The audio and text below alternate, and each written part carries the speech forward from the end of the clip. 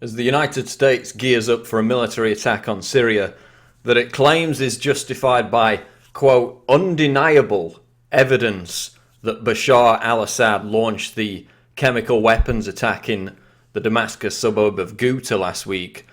A bombshell article by Associated Press correspondent Dale Gavrak, who also worked for NPR and writes for the BBC, reveals that the rebels have admitted that they were responsible for the casualties as a result of that chemical weapons attack last week. And the question is, will the mainstream media bury what could be a story that may derail this march to war? Now, here's my version of the story at Infowars.com. And here's the original at Mint Press News by Associated Press correspondent Dale Gavrak. Mint Press News, their website, has since gone down because of the bombardment of traffic they've received as a result of this link spreading. So she visited the areas around Damascus, Ghouta, where this chemical weapons incident took place. She spoke to the militants, to the rebels involved in fighting in that area, who told her that they were given chemical weapons by Saudi Arabia, specifically by Prince Bandar bin Sultan, who is the intelligence chief, the Saudi intelligence chief. He ordered the delivery of weapons via a Saudi militant to these Syrian rebels in Ghouta. They were initially intended to be given to Jabhat al-Nusra, which of course is the Al-Qaeda group that's fighting, that's commanding the Syrian rebels who have pledged allegiance to Jabhat al-Nusra, who in turn pledged allegiance to Al-Qaeda. So the Saudis delivered the weapons, or intended to deliver the weapons, to Jabhat al-Nusra. They got into the hands of the actual lower level rebels who had no training on how to handle these deadly chemical weapons. There was an accident, an explosion, and that caused all the horrific casualties that you saw in the YouTube videos last week. That's what Associated Press correspondent, 20-year veteran in the Middle East, NPR BBC writer Dale Gavrak says Syrian rebels told her in this bombshell article. And as one of the rebels told her, quote, "We were very curious about these arms, and unfortunately some of the fighters handled the weapons improperly and set off the explosions." Another female fighter named Kay also told Gavrak, "They didn't tell us what these arms were or how to use them. We didn't know they were chemical weapons. We never imagined they were chemical weapons." Then she quotes Abu Abdel Monim, a father of one of the rebels, who said, "My son came to me 2 weeks ago asking what I thought the weapons were that he had been asked to carry, describing them as having a tube-like structure while others were like a huge gas bottle." And he names the Saudi militant who provided the weapons as Abu Ashaya.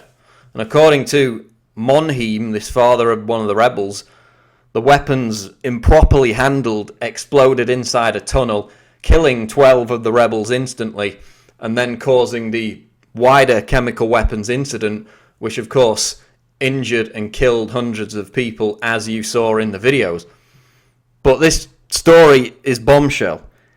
The rebels have basically accepted responsibility for causing an attack which is being blamed on the Syrian president by the Obama administration as a precursor to Tomahawk cruise missile attacks, which could start a massive war in the Middle East. It's based on completely false pretenses. If this story is accurate, we don't know, because the media has refused to even mention it so far today, even though it's been out since yesterday. Absolute bombshell claims, and what makes it all the more credible is Dale Gavrak. Here's a picture of her. 20-year veteran Middle Eastern correspondent for the Associated Press. She's written for Salon, she's written for BBC, she's done work for NPR. Completely credible. This is not some random blogger that's made up some claims. She's a credible journalist. She went to the areas affected. She talked to the militants who admitted being behind the chemical weapons attack. So here's, again, Dale Gavrak writing for Salon.com. Of course, reprints of the Associated Press showing that she works for the Associated Press. To be clear, the Associated Press have not covered this article. This is an independent organisation of which Dale Gavrak works for, called Mint Press, which itself, if you read a Minnesota Post profile on the organisation from last year, is a credible news organisation. They've got offices in Minnesota. They've got several full-time accredited journalists.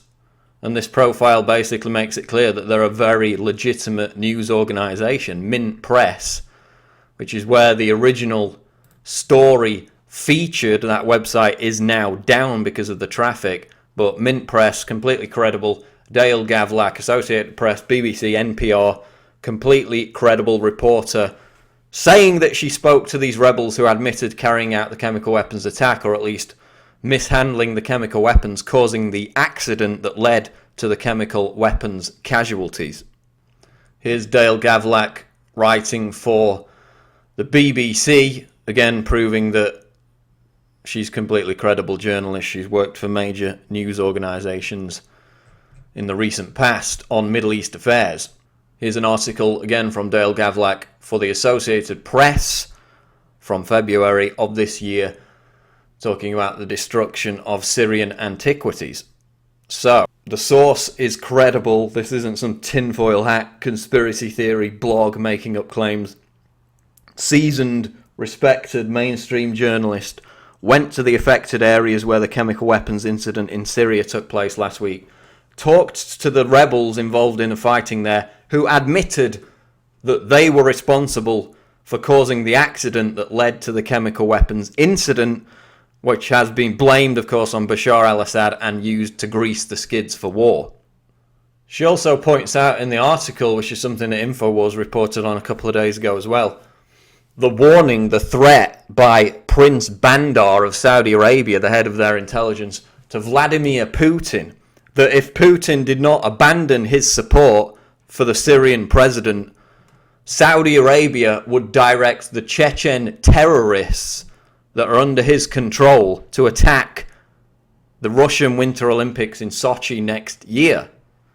He said, I give you a guarantee to protect the Winter Olympics next year. The Chechen groups that threaten the security of the games are controlled by us. He told Putin, we control the terrorists. If you back off Syria, we won't direct them to attack. Again, absolutely bombshell revelation. It was reported on by the Telegraph.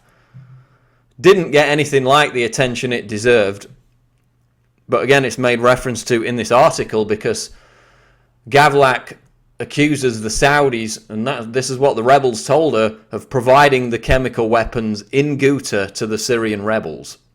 Of course, it was reported earlier this week by Foreign Policy, we covered it in this article, that the intelligence intercepts in the hours after the chemical weapons attack last week revealed that the Syrian Ministry of Affairs of Defense was making panicked phone calls demanding answers from their chemical weapons depot about the attack in Ghouta. So the question was, if they had ordered the attack, if they knew about it and they had ordered it, why are they making panicked phone calls to the chemical weapons department demanding answers? Makes no sense whatsoever if they were behind the attack. It was subsequently in the New York Times, US intelligence officials admitting that there was no smoking gun linking Assad to the attack. And then separately, US officials told the Associated Press that the intelligence that Assad was behind the attack was, quote, no slam dunk. So they didn't have the evidence. It was not undeniable. And whatever evidence they present today, it looks like, is going to be basically fraudulent, phony, just as it was prior to the invasion of Iraq with the whole weapons of mass destruction circus. So the question is, will the mainstream media cover a bombshell news story, one of the biggest stories of the year, that the rebels, the Syrian rebels, the Western-backed rebels, admit they were responsible for the chemical weapons attack last week? It was not ordered by Bashar al-Assad. Will the media cover this? There's only been one other story about it a couple of hours ago. Voice of Russia reported on it. Apart from that, despite the fact that it's been out yesterday, and despite the fact that it was written by a credible Associated Press 20-year veteran Middle Eastern correspondent, Dale Gavrak, still absolutely nothing from the mainstream media. So I've sent it to The Guardian. I've reached out to Dale Gavrak, try and get her on the Alex Jones show. You know, I've sent out messages on Facebook, Twitter, urging people to contact the media, get them to cover this. Will they cover a story that could derail the entire march to war, that could scupper the attack on Syria that threatens to inflame the whole region? Syrian rebels admit they were behind the chemical weapons attack. Will the media cover this bombshell story? This is Paul Joseph Watson reporting for Infowars.com.